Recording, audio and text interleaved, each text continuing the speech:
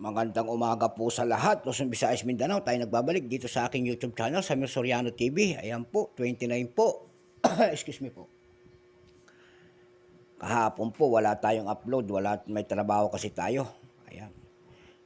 Magandang umaga po sa lahat ng kolektor, Luzon, Visayas, Mindanao, kung saan kayong panig ng mundo po. Lalo-lalo na yung aking mga subscriber po. Thank you so much po. Yung mga hindi pa po nakapag-subscribe dito sa aking YouTube channel, pwede naman pakipindot ang ating notification bell.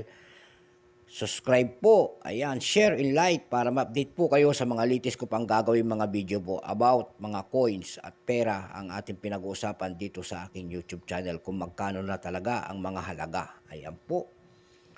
Magandang umaga po. Ang pag-usapan po natin ngayon ay ang pera po ng Bahrain. Ayan, nandyan sa ating harapan. Ayan po. Ang pera po ng Bahrain.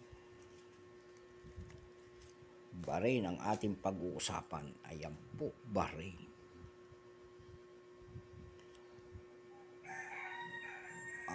Ito po pala ang Bahrain. Ayan, napakaganda. Ang ganda po ng pera ng Bahrain. Ayan po, half dinar. Ayan po. Bahrain banknotes. Ayan po, ayan, ang ganda. Maganda pa tong akin kasi nilagay ko natin sa P-Shield. Malutong pa po ito. Ating perang papel ng Bahrain. Ayan po.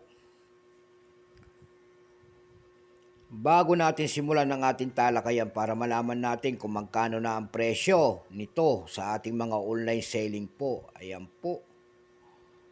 Para maano ninyo kung magkano talaga ang kanyang mga price. Ano natin. Kung dito natin malaman o mahal na o hindi. Ayan po. Bago natin simulan ang ating talakayan, kilalanin muna natin siya syempre. Issue Bahrain, King Ahmad bin Isa Al Khalifa, 2002 up to date po. Napakahaba. Type standard banknotes, years 2006. Ayan, 2006 po ito. Value, half dinar, currency, dinar, 1955 up to date po. Composition po, paper cotton post. Mayroon po itong habang 155 by 74 mm. Shape, rectangular po syempre. Number N-207045. Reference number P-25. Ayan po. Ang nakalagay po dyan, kasi Arabic po, ang nakalagay po ay si Hamad bin Isa Al Khalifa, King of Bahrain. Ayan po. King of Bahrain. Ayan po, yung 2000 ano po nito, na Bahrain, 2006, ito po ay tatlong variety po. Ayan, tatlong variety ang kanilang inilabas ng Bahrain sa perang papel na ito. Mayroon silang tinatawag dito po na 2006, 73% common. Mayroon silang 2006, ayan po, 23%, mayroon silang 2006, 2%. Signature Salman, yung pangatlo. Ayan, na variety. Mayroon silang tinatawag dito po na ginawa na 2006. Simulan natin doon sa 73% na if das 26 po. Ayan. May mga ano sila. Mayroon na pong selling price po doon sa ating numista.com, binigyan na po nila ng presyo. Yung extra fine po nito ay 110. Yung almost uncirculated po nito ay 140. Ayan po. Yung uncirculated naman to ay 160 po. Pasok tong ating perang papel na Bahrain na ito doon sa almost uncirculated po. Ayan. At maniwala kayo, malutong to. Ayan po. Punta po tayo doon sa kabila, yung 2006. Ayan po. 2006 F, kung tawagin, P-30, 2016. Ayan, na inilabas na calendar nila. 23% po, ayan. 2016 yung isa pa, P-30, 2016. Ayan. Nagdagdag pala sila noong 2016. Ayan, kaya tatlong variety. 23% po. Wala pong mintage, wala yan. Wala po siyang mintage kung ilang peraso yung nilabas. Pero may price appraisal na po, selling price doon sa ating numista, binigyan na nila ng presyo. Yung verified po nito ay 90. Yung uncirculated po ay 180. Balik tayo doon sa pangatlo na 2006, ayan. Na tinatawag nila rito na P-30 2022. Ayan. 2% lamang po. Ayan, 2% ang kanilang inilabas. Wala pong mintage kasi signature Salman po yun. Ayan.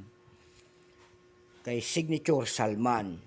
2% lamang yung kanyang selling price doon sa ating numista kasi binigyan na nila yung uncirculated po nito ay 210. Ayan. Ayan, naliwanagan tayo. Napakahirap mag-discuss pag tatlong variety po. Ayan. Lalo ibang bansa. Pag hindi natin nag-research, tayo po ay matatabunan. Ayan po, hindi natin malalaman. Ayan po, kung anong kalakaran. Ayan. Dako tayo doon sa kanyang mga selling price sa ating mga platform kung magkano na ba talaga. Kasi yun naman ang ating main topic po. Kaya tayo nagdi-discuss para malaman natin kung magkano na ang mga presyo nito. Doon sa numista.com po, nakakita tayo nagbebenta nito, mataas na $6. Ayan po, $6 na po ang bintahan nito kasi napakaganda naman ang portrait. Nakita nyo naman ang portrait ng Bahrain. $1/2. Ang ganda po sa personal to. Kaya magaganda talaga. Maganda rin ang presyo mga ganito kasi maganda eh. Mayroon din tayo nakita doon na nagbebenta ng $6.89. Ayan po.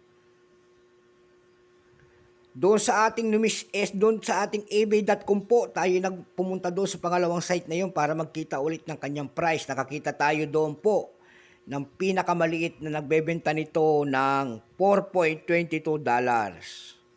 Mayroon naman sumunod doon na $5 po. Ang pinakamataas na presyo nito doon ay $12. Ayan. Kasi maganda talaga. Ang ganda ng kulay. Ayan. Kaya maganda ang presyo nito.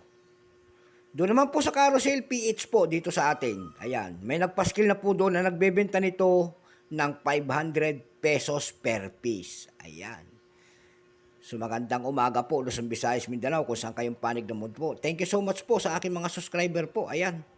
At doon naman po sa ating mga hindi pa nakapag-subscribe, pakipindot naman po ang ating notification bell para ma-update po kayo sa mga latest ko pang gagawin mga video po. About coins, lahat na po ng coins, pirang papel ang ating pinag-usapan dito. Para makita nyo po kung magkano na talaga ang ating mga value ng selling price ng ating mga hinahawakang mga pera po. Ayan.